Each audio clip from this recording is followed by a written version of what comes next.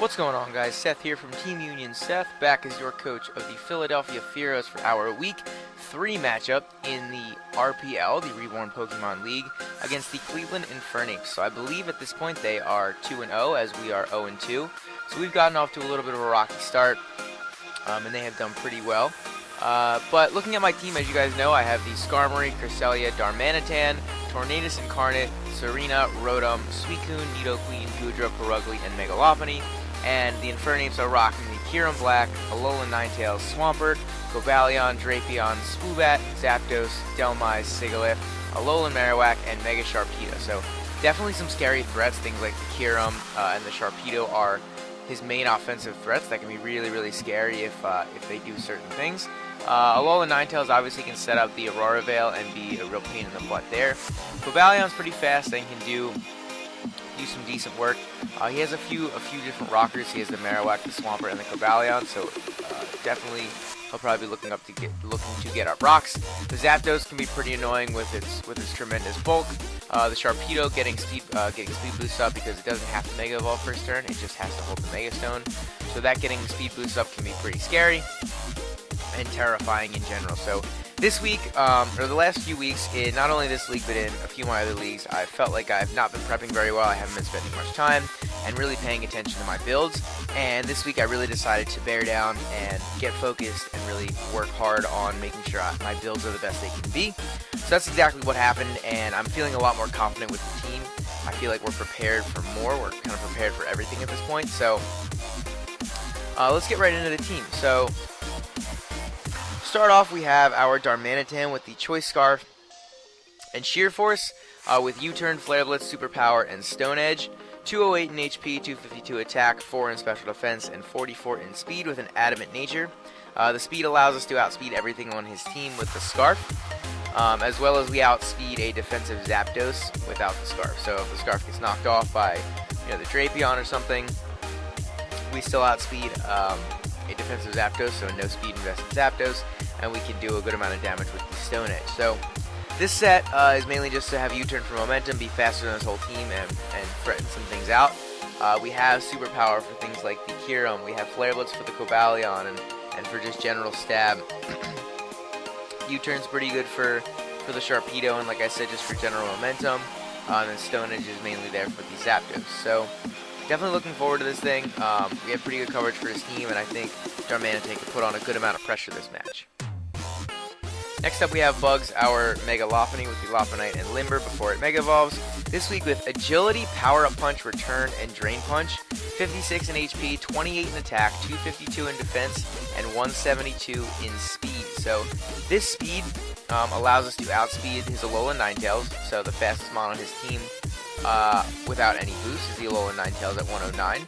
So we are able to outspeed that once we Mega Evolve. We do, with this investment, the defense and the HP investment, we live a Jolly Psychic Fang from the Mega Sharpedo. We live a Jolly Psychic Fangs from the Mega Sharpedo, and Agility is there in case he wants to either protect, or I can live that initial Psychic Fangs, get an Agility up, and potentially outspeed him. So I don't think he would want to run Aqua Jet, just because he has that speed boost ability, so I don't really see that happening. I think Protect is much more likely just because it's better overall against my team. So I can potentially get that Agility boost on either Protect or a Psychic Fangs. So basically I can live any one hit from that Sharpedo if he's Jolly, which he most likely will be because that's the only way he'll outspeed things like Darmanitan before he gets the speed boost. So he could be Adamant. It's possible, but either way he'd have to protect that first turn, and I could just Agility right from there. So definitely a little, some little mind games, some little different sets that he could bring. Power Up Punch is there to get some boosts, just to boost up and potentially sweep at the end game, and then Return and Drain Punch just for stab. Covers his team pretty well, and at +1 or even +2, we do a lot of damage to his team with those two moves. So mainly just have to weaken things like the Zapdos a little bit, potentially Dhelmise. Weaken his team down. Swampert would be nice to get rid of. Just weaken his team and potentially get rid of, or just weaken some threats in general, and this thing can definitely sweep in the end game. Next up we have our Nidoqueen with the Life Orb and Sheer Force this week. Now we're running Life Orb Sheer Force, but we are running more of a bulky set. So we have Stealth Rock, Sludge Wave, Earth Power, and Ice Beam with 248 in HP, 120 in defense, 140 in special defense with a calm nature. So, excuse me, we live a Life Orb, non-special attack boosting nature, max special attack Ice Beam from Hero. So if it has the Life Orb with max special attack and a nature that doesn't boost its special attack, we live an Ice Beam from the Kyurem Black. So I know it's very specific, and this thing isn't really designed to take on the Kyurem, but you know, we can potentially switch into a Fusion Bolt. We can take that one Ice Beam if we need to, or an Earth Power if necessary, and then we can fire back with something pretty hard. Now we're not going to outspeed, but this thing can do a decent amount of damage to the Kyurem if it's weakened, or we just want to fire off a last-ditch hit before this thing goes down. So this is mainly just for a lot of things for his team. We also live a Blizzard from a Ninetales, and we OHKO with the Sludge Wave. So we live a Blizzard 100% of the time, and we OHKO with the Sludge Wave. We were almost always not 2-hit KO'd by a Jolly Cobalion's Earthquake, and then we OHKO that back with Earth Power. So I did a lot of very specific calcs on this thing. So the Cobalion has Earthquake, and if it's Jolly, it's like a 5% chance to 2-hit KO. And the same for Drapion. So we live most of the time we live 2 EQs, and we can OHKO with Earth Power. Now we also 2-hit KO any Zapdos, any form of Zapdos with Ice Beam after rocks. So if it's physically defensive, such as like max HP or something, we definitely 2-hit KO without rocks. But if it's specially defensive, then we need rocks to 2-hit KO. We also OHKO the Alolan Marowak with Earth Power. And this is going to be our main switch for that Zapdos, like I had said. So we can switch into Discharge, the Thunderbolts or Volt switches. There's not a whole lot he can do back to us. He can't Toxic us, he can't Thunder Wave us. And we can definitely force out a switch and get some good damage off on something with a potential Ice Beam, or predict whatever he wants to bring in and go for a Sludge Wave or Earth Power. So that's it for this set. Next up we have Cumulonimbus, our Tornadus Incarnate. This week with the Steelium Z and Prankster with Tailwind, Defog, U-Turn, and Iron Tail. So 232 in HP, 36 in special defense, 240 in speed with a Jolly nature. This set's kind of interesting. It's more here just for utility. We live a Blizzard from a max special attack Timid Ninetales, and we OHKO with the Steelium Z. Now we do OHKO with a normal Iron Tail, but I didn't want to risk the miss, so I decided to run Steelium Z since I am allowed to run Z moves on this thing anyway, and I didn't feel like I needed any other item. I calced Sludge Wave and it just doesn't do as much. It can't OHKO. So we live a Blizzard and we can OHKO with the Steelium Z Iron Tail. Tailwind plus Defog to basically keep screens off the field at lead matchup. So if he does lead with the Ninetales, I lead with Tornadus.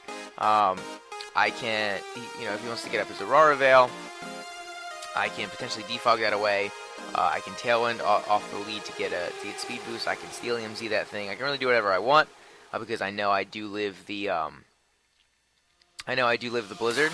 So if he does lead with the Ninetales, I plan to lead with this thing. I plan to lead with it. If he does lead with the Ninetales, I can go right for the Steelium Z and knock out the Ninetales, and then potentially defog his screens away if that's what he decided to go for.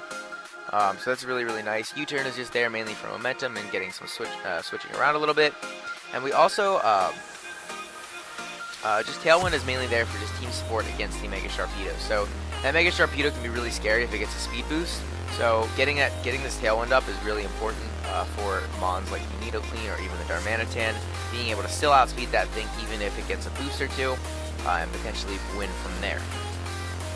Next up we have Halberd, our Skarmory, with the Leftovers and Sturdy, with Tailwind, Roost, Defog, and Iron Head, 248 in HP, 4 in defense, 252 in special defense. Oh, I'm sorry, that's defense. With an Impish nature. So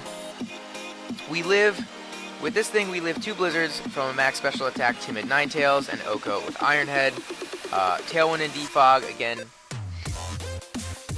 to keep screens off of the field. Again, if for some reason something happens with the Tornadus and that doesn't work, or he doesn't bring Ninetales, whatever, this thing is just here to help, again, keep those screens off the field. If I knock out the Ninetales, he Blizzards me, I knock out the Ninetales with the Steelium Z. And I don't want to let my Tornadus go down, and I switch out instead of defogging his hazards away, or not the hazards, the Aurora Veil away. This thing is also here for that, to help you defog that away.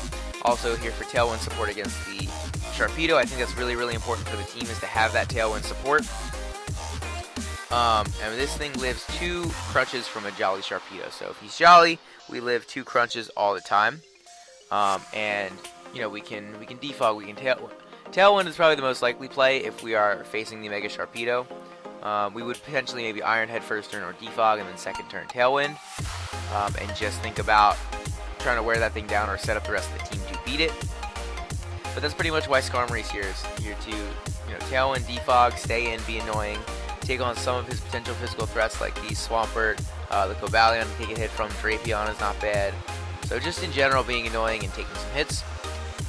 And last but not least, we have Cresselia this week with the Assault Vest and Levitate with Moonblast, Energy Ball, Psychic, and Ice Beam.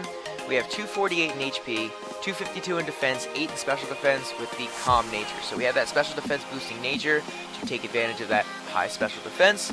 And then we have max defense. So this thing's job is to eat hits from the Kyurem.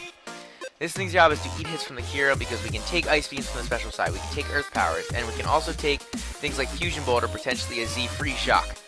A Z Free Shock from that Kyurem. So definitely looking forward to this match. This thing is really nice. It also has coverage for his team, Energy Ball for things like Swampert. The Ice Beam is there for the Zapdos. We have Psychic for General Stab to hit the Kyurem a little bit, and we also have Moonblast for that Kyurem. So definitely looking forward to this match. I feel like I feel like I'm very, very prepared for his main threats, like the Sharpedo and the Kyurem, as well as the Ninetales. Cobalion getting a Swords Dance up could be a little bit scary, but I feel like with the Tailwind and with things like Cresselia and Skarmory, I am prepared for those. As well as the Scarf Drum Manitan is nice to help handle that. Drapion's not too much of an issue. Zapdos can be annoying, but I feel like I have the proper checks for that. Alolan Marowak can put in some work, but I do have the Lopunny to be immune to its ghost coverage, and I do have other things that can hit it, like the Nidoqueen. Lopunny can hit it pretty hard as well.